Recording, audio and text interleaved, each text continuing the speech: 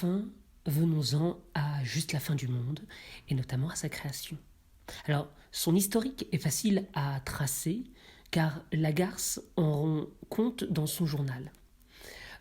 Après avoir vu une pièce sur le thème de la famille, l'idée vient à Lagarce de parler de sa famille. Je cite: Mon incapacité à écrire ça, mon incapacité à parler d'eux et à mon frère et à ma sœur, le pouvoir des mots. J'en reparlerai. Donc, premièrement, la volonté d'écrire sur la famille. Le projet s'intitule d'abord Les adieux. Il en parle en disant une comédie, une chose enlevée et rapide. C'est ainsi qu'il le définit en 1988.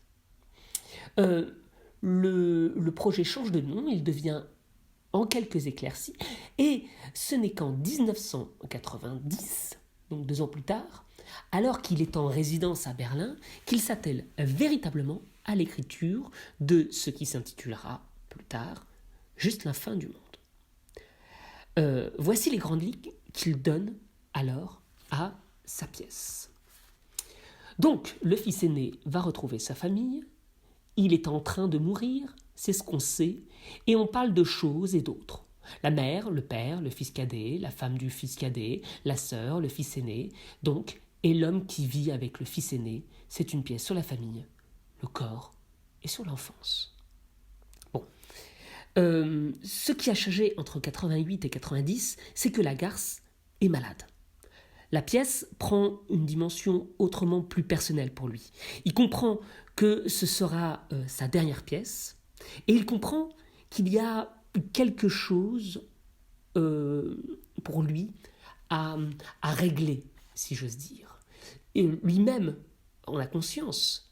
Le 26 mai 90, il écrit « C'est ma dernière pièce aussi », ou encore « Si on veut être plus optimiste, après celle-là, si je la termine, les choses seront différentes ». En effet, elles seront légèrement différentes étant donné qu'il réécrira une version plus longue de la pièce sous un autre titre, Pays lointain. Toujours est-il, la pièce ne trouve aucun écho. Elle est même refusée en 91.